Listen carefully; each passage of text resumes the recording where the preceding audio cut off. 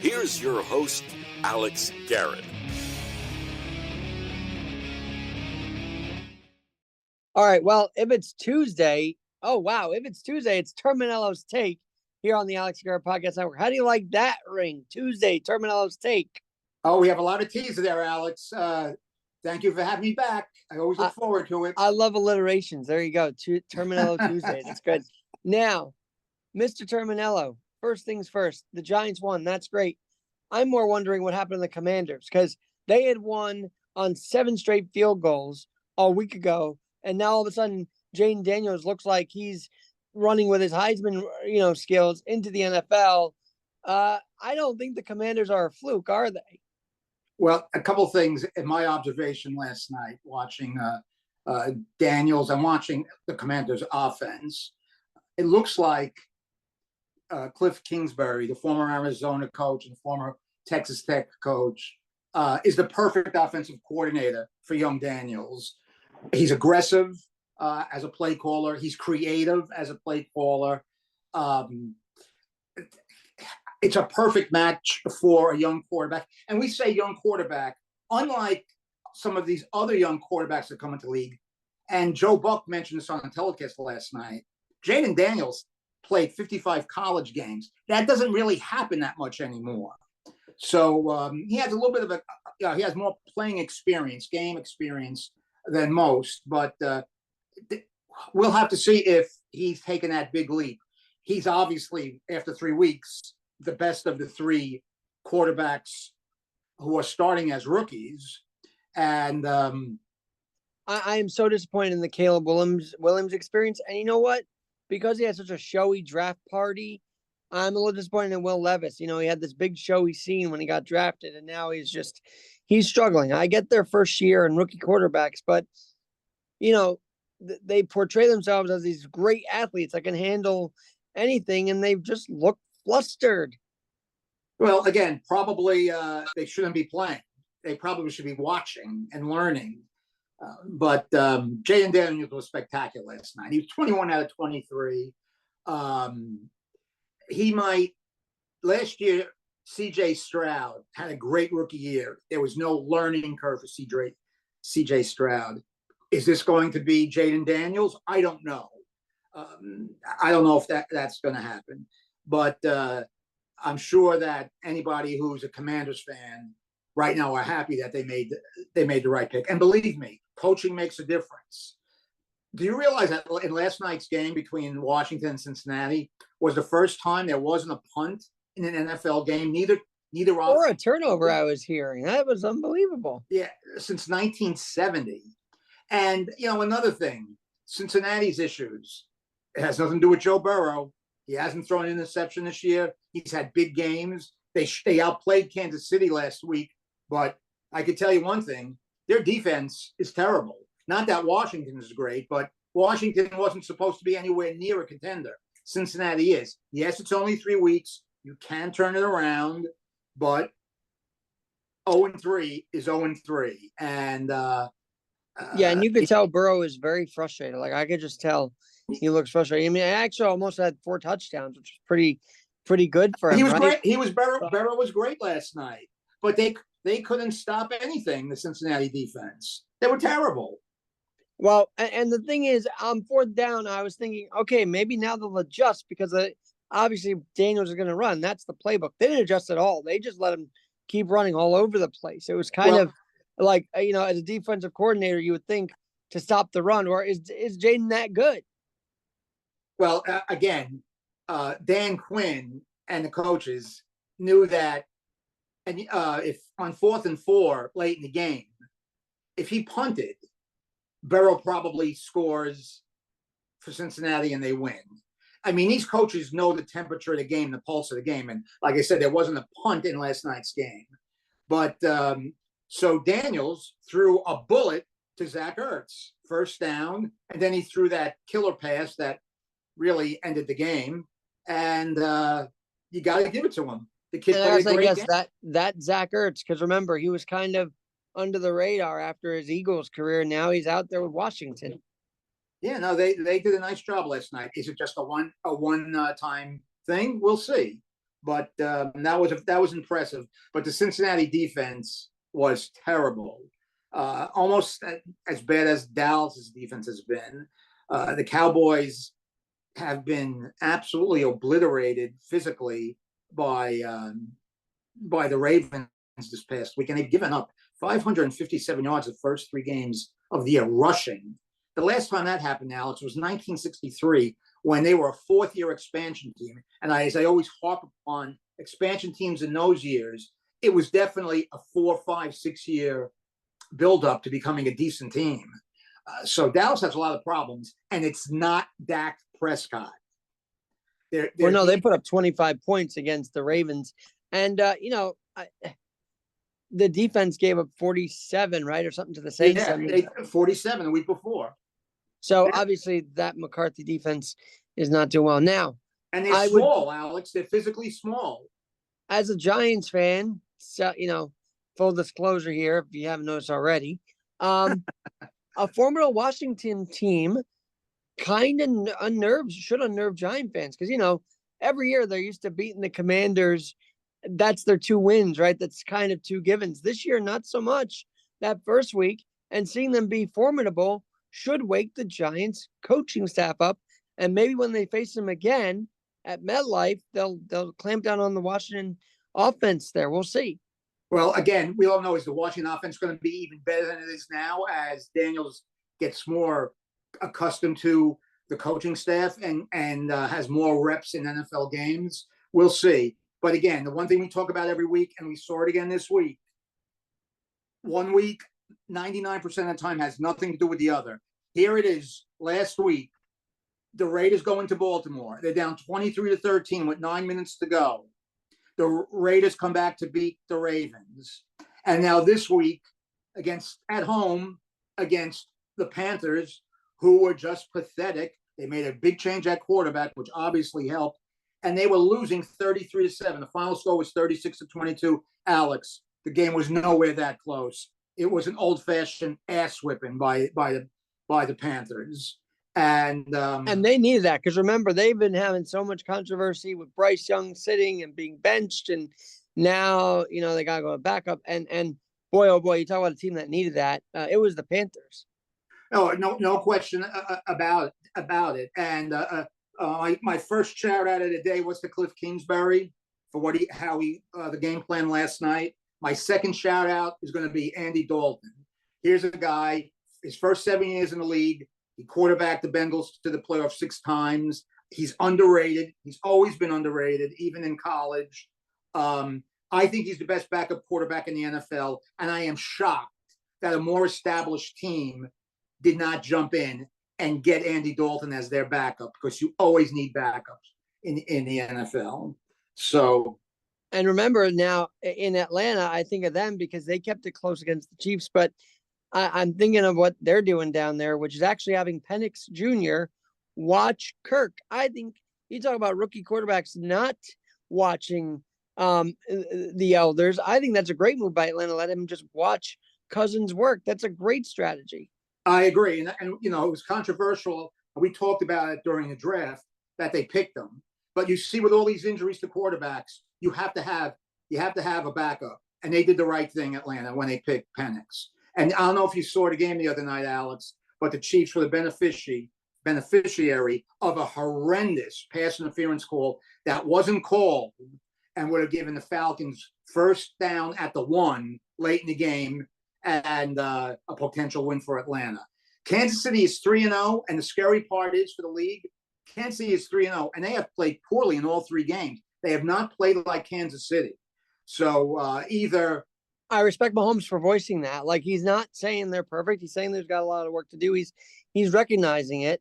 And now, of course, the fan bases are all like, well, the Zebras are for KC. And I guess the last 3 weeks there have been calls that make you think so. But if you remember when the Jets came back from 17-0 down with Zach Wilson as their quarterback, there was a couple of creative calls against the Jets that helped Kansas City escape with a 23-20 win last year. So again, I don't want to say that the league is favoring them. Let's just put it this way. the Kansas City Chiefs are so good, they don't need any help. And they got a big help the other night. Although Travis might, he looks a little dejected on the sideline. He's not had the best year. Is there relationship problems? I don't want to go there, but I don't think there's relationship. I don't know if there's relationship problems, but I could tell you there's a rumor that he's out of shape. So maybe, hopping around the world to all of Taylor Swift's concerts and stuff like that. Yeah, his mind may not be on football. But you're right, Alex. He does not look like the same guy. Now, again, maybe he'll get back into shape. I mean, there was no better chemistry pair, quarterback to receiver, than Mahomes and Travis Kelce. So we got to keep an eye on that. But so far, he looks like just another tight end, not even to the level that he's been for all his career. So we'll see. Well, we're missing a couple of big games here, and obviously, let's start out with your Jets. Aaron Rodgers looking like the Aaron Rodgers that everybody thought he would be. I would say he looks fully recovered. He almost threw 300 yards. What were your thoughts on his dominant performance? The Jets' dominant performance against a Patriot team. They never dominate. So it was fun to watch, wasn't it? Absolutely. And yes, we know this is not a Patriot team of Tom Brady and Bill Belichick, but just to have Aaron Rodgers out there, and he was in total command of the game. I mean, so many times the Jets were in 3rd and long, and he converted. He was 8 for 8 throwing on the run, and everybody was so afraid that he's lost his mobility. They control the clock. I mean, the Patriots have no threat offensively against a team like the Jets. So playing that very tough schedule of 3 games in 11 days is behind them. Now they they're in the middle of a 10-day break before they play the Denver Broncos a week from Sunday. And whoever thought the Denver Broncos would have a win coming in to the Meadowlands next week? They totally dominated a Tampa Bay team, which won in Detroit the week before. So it's what I always say, this is truly a week-to-week league. I never would have picked Denver to win at Tampa Bay, and they won easily. Tampa Bay was putrid on. Denver, and Bo Nix is a guy that has been highly a high prospect, and he finally paid through. By the way, I've got Ryan here. He works with me at the station. He was at the game on Thursday. Ryan, real quick, what were your thoughts? Oh my goodness! I mean, it was quite the refresher to actually see the Jets dominate the Patriots for once. Now, this was not the same old Jets team that I've grown up seeing for years and years, but with Rodgers under center, looked like a completely new squad, actually throwing to receivers who can catch. And Thursday, I believe, was actually the first time in Aaron Rodgers' career that he threw a touchdown to a wide receiver drafted in the 1st round. That is correct. It's Ryan, insane. You are correct. That is insane. When I heard that, I was floored. Yeah, that little stat is 100% correct. And that pass he threw, not too many quarterbacks can complete that pass he threw to Garrett. And then we were at the Ahmad Bradshaw event Sunday watching the Giants. I mean, the Giants gave us a bit of a scare there, but to build up that 21-point lead, 21 points in the first half, that's all they really needed, I guess.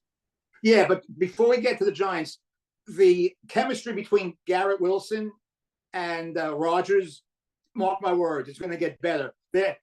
There's a couple of games, maybe midseason, Garrett Wilson is going to have some amazing stat line. The pass he caught the other day, like I said, maybe only 1 or 2 quarterbacks in the NFL can throw that pass.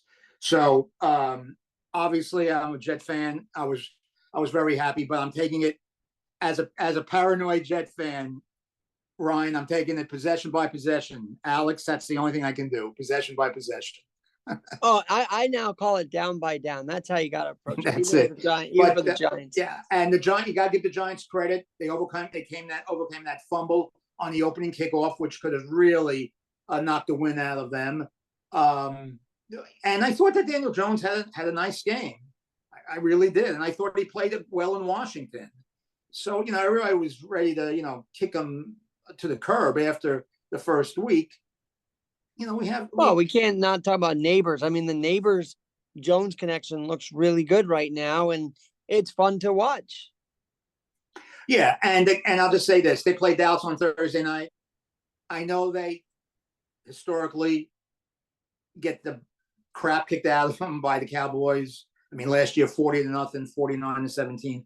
Alex, if they're going to get the Cowboys, this is it. The Cowboys, there's something wrong with the Cowboys. Definitely something wrong. The Giants can run the ball on them. They can control the clock.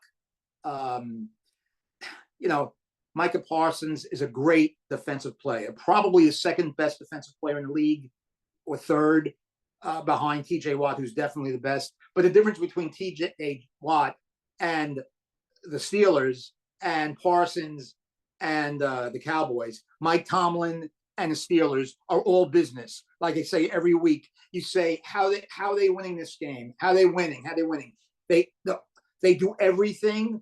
It may not be pretty, but the Steelers always win. They can lose key guys, but they replace key guys. They can have sub-elite quarterbacks, but they keep winning. So, again, kudos to Mike Tomlin and that organization, which it doesn't even surprise me. It's just I expect them to always be good. They're never bad. When was the last time the Steelers were 2-14, 3-13? I mean, even the 49ers have gone through stages like that, and they've been good most of their history. So really, you really gotta. Well, especially because there's a lot of hype around the Chargers, right? And the fact that the Harbaugh Herbert connection is going to be something else, and yet here the Steelers were taking that from LA, the Chargers. So we'll have to see. The other thing about this week, for me, and maybe you can add your other ones. The other standout was this. Actually, it wasn't even Josh Allen. That's a performance I expect. It's Damar Hamlin getting an interception of Trevor Lawrence. I mean, you look at this year for Damar Hamlin, to get that interception had to feel so good, and to watch it is special because we all know what he went through. Yeah, no, that you gotta wonder how he felt. We can't crawl into his body, we can't crawl into his mind. How he felt emotionally when he made that pick on Monday Night Football, ironically, where he suffered the cardiac arrest. Yeah, and the kid is a career backup who's now a starter, and he's playing well for a Buffalo team that is very good, led by probably the second best quarterback in the NFL after Mahomes, Josh Allen. I mean, Josh Allen is just not only a great quarterback, he's a great football player. I mean, he's a great athlete. I love the way he jumps over these guys. It's so fun to watch, Oh, I agree. Well, Lou, you talk about paranoia, right, as a Jet fan. Well, I wonder if what the White Sox are doing is going to erase the paranoia for Met fans, because, look, the Mets will no longer be the owner of the worst record in Major League Baseball history. And I think that is because they're on 880 with the Mets, a good karma boost for the Mets, and also lifts the bag karma. So you see, it works both ways. Well, I'll reserve that, because where the Mets are for these next 3 days if they don't get rained out, and all of the disappointments they've had head to head against Atlanta, which has kept them out of playoffs. It seems like forever. I every series when the Mets are good, it always ends up being Atlanta being the stopgap, if you will. If it's going to be that. It's true. It's so we'll see. I'm surprised Atlanta's not pitching Chris Sale tonight, because that means he can't pitch. He won't be able to pitch again for the rest of the season. And I got to give a shout out to Chris Sale. I'm going to be honest with you. He's been injured the last 2.5 years. When they made that trade with the Red Sox, when the Braves made that trade with the Red Sox, I thought, why? I thought he was done. And he's going to win the Cy Young Award this year in the National League. But again, the White Sox, they're just they really are a horrendous team. But yeah, maybe it is good karma, but we'll know more after the series. I'm going to tell you, this is a scary series for Met fans. And it's scary because they're missing still, right? The big guy. I mean, they're missing a big guy. And if they get in, they have to have the big guy. I mean, they're 6-3 without him. Yeah, I know he played 1 inning, but they're 6-3 without him. Winning 3 out of 4 against the Phillies, fantastic job. I hope they can win 2 and have the weekend to just, set their rotation and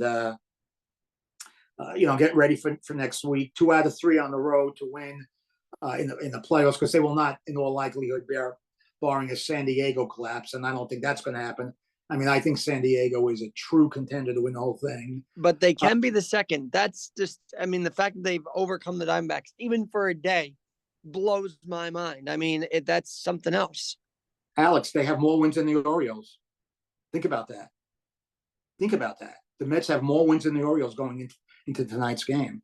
And there is still a scenario where both the Orioles and Astros are not in the playoffs. I know it's kind of insane, but there is still that scenario. I don't think it's going to happen for at least the Astros, but the Orioles could get themselves knocked out if they don't watch it, Well, the Orioles can, and just look at it this way. Since July 4th, they've only won five series.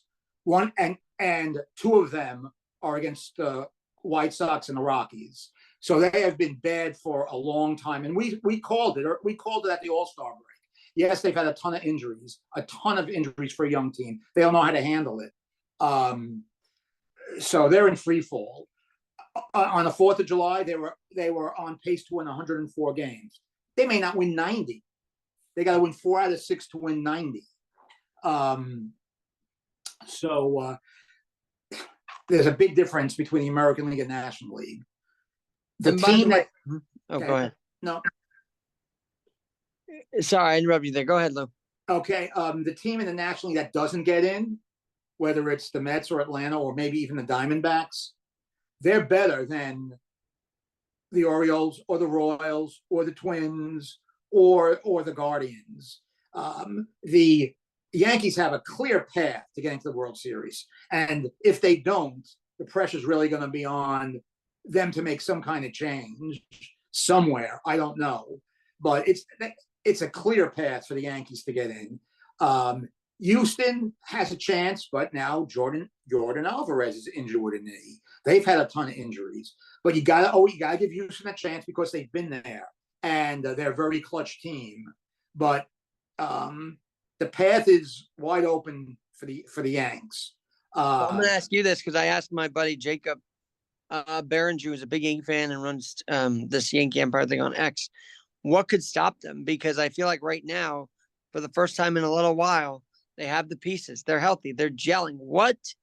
How can they remain unstoppable? It's got to be a healthy Soto for starters, right? Well, a healthy Soto for starters. I mean, that I'm sure he's going to be okay. The pressure's going to be on Judge, who's never had a good postseason. The pressure's going to be on the Yankee bullpen. I mean, I know Luke Weaver has been good, but being good in September when you knew you were going to make the playoffs, you didn't know if you were going to finish first, but you knew you were going to make the playoffs, and being in a tight game, two series tied, game 5, 8th inning. Against whomever, it's a whole different ball of wax. But the Yankees are better than all the teams that are out there. The only team that they could be worried about is the Astros. But maybe the Astros' long run has passed them. I don't know. I mean, they're still very good. But the Yankees, and they still got the same core. I mean, it's not like an entirely. I mean, they have to have Alvarez. They have Kyle Tucker. They have Altuve. They have Bregman. Hader hasn't had a great year out of the bullpen. But you know what? I think Yankee fans, and I would kind of be interested to see how they would do against the Astros with this team, because we talk about Aaron Judge's playoff struggles. The fact is he's never had a supporting cast like he has right now, and that's really important to me. I don't know if I would agree with that. But the one thing the Yankees will have home field against the Astros if they play them. And I guess they might play them in the best 3 out of 5. I think that's the way the bracket is set up. We have to see. We'll know for sure this week. And I hate bracketing. I like reseeding after each round. I'm a reseeder guy. I hate the brackets. I think it can penalize teams who have earned the regular season right to face a lesser opponent in the off season. That goes for all sports. I hate the fact that the NBA recedes, that the NHL recedes. So, that they not recede, that they bracket. They really all need to recede. So, so that's it. And the National League gets wide open. It's really wide open in both leagues. But to me, pretenders are Baltimore and the three Central Division teams. The Indians, the Twins. If the Twins are in, the Guardians. But yes, you're right. Look at the Tigers. The Tigers were 10 games out in the middle of August. 10 games out of a playoff spot.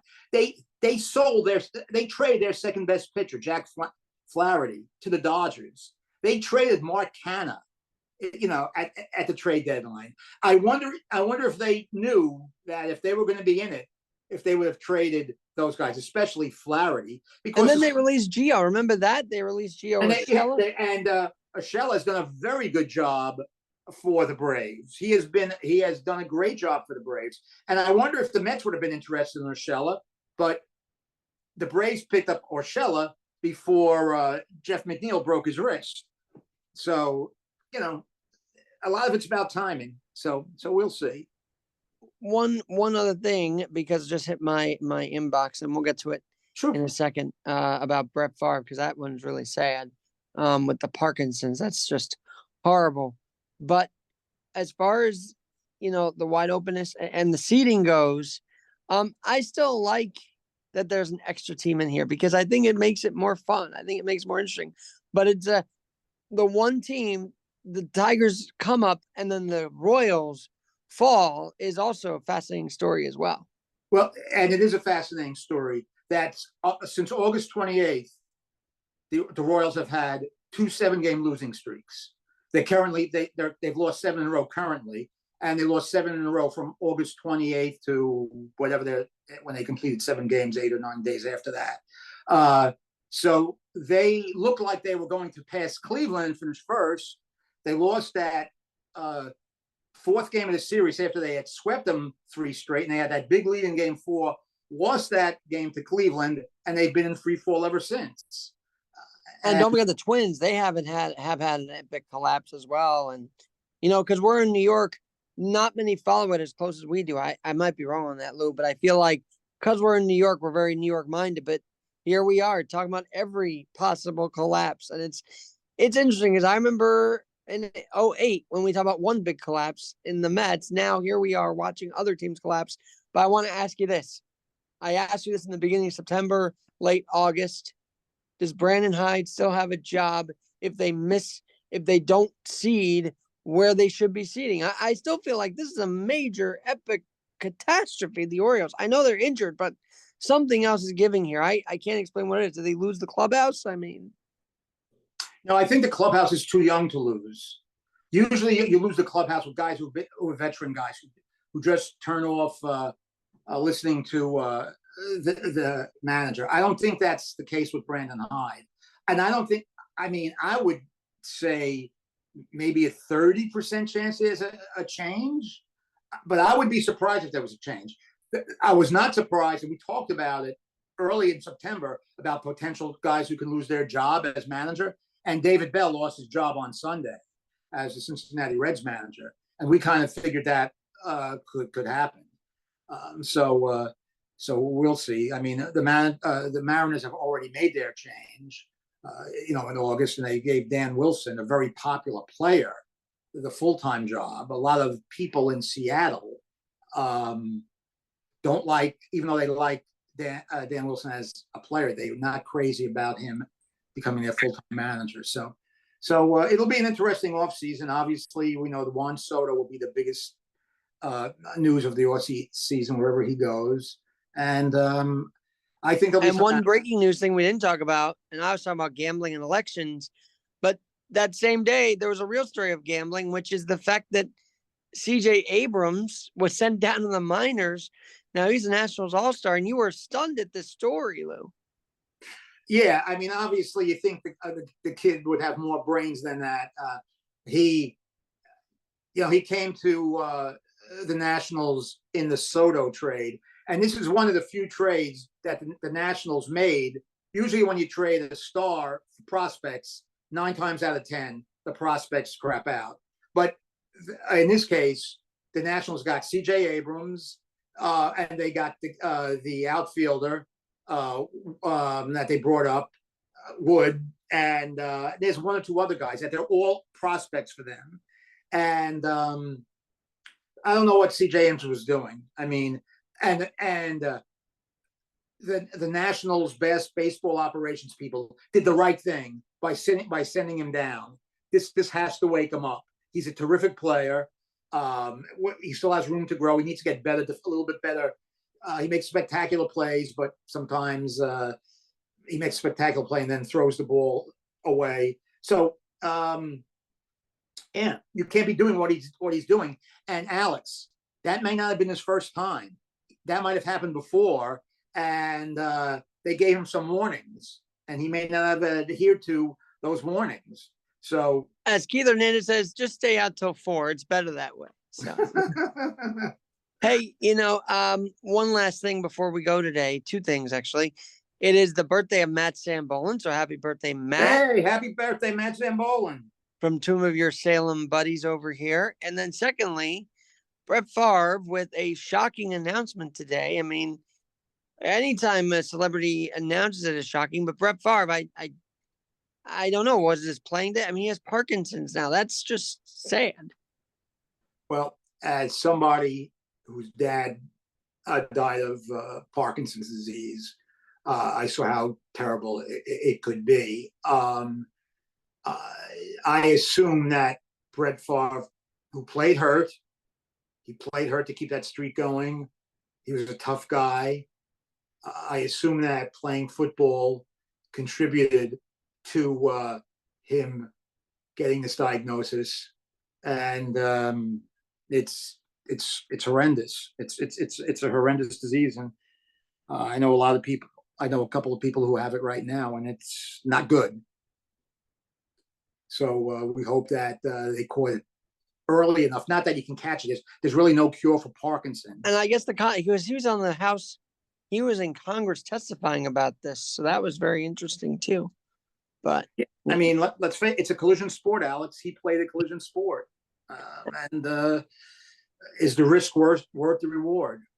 And a lot of these athletes I've heard the last couple of days have been sounding the alarm. The CTE alarm has been sounded in Congress this week. I don't know if you've been following that or not, but yeah, no, I have, and the CTE is a problem in the National Hockey League. Sometimes I think the NHL turns a half of a blind eye to it, especially when it comes to fighting with Parkinson's. But that's another collision sport.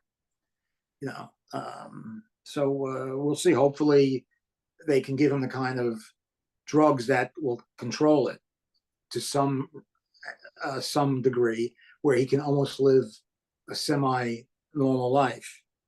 But oh man, his Wrangler commercials will be classic forever. Though, remember those Wrangler commercials? Sure do. Wow, and just his playing days too. So anyway, we pray for Brett Favre today, and those going through this, disease. It's horrible, and maybe this will shine a light on Parkinson's a little more. When these celebrities get it, they seem to shine a light on it a little more. Absolutely, Alex. That is true. And just think, Brett Favre was MVP 3 years in a row in the NFL.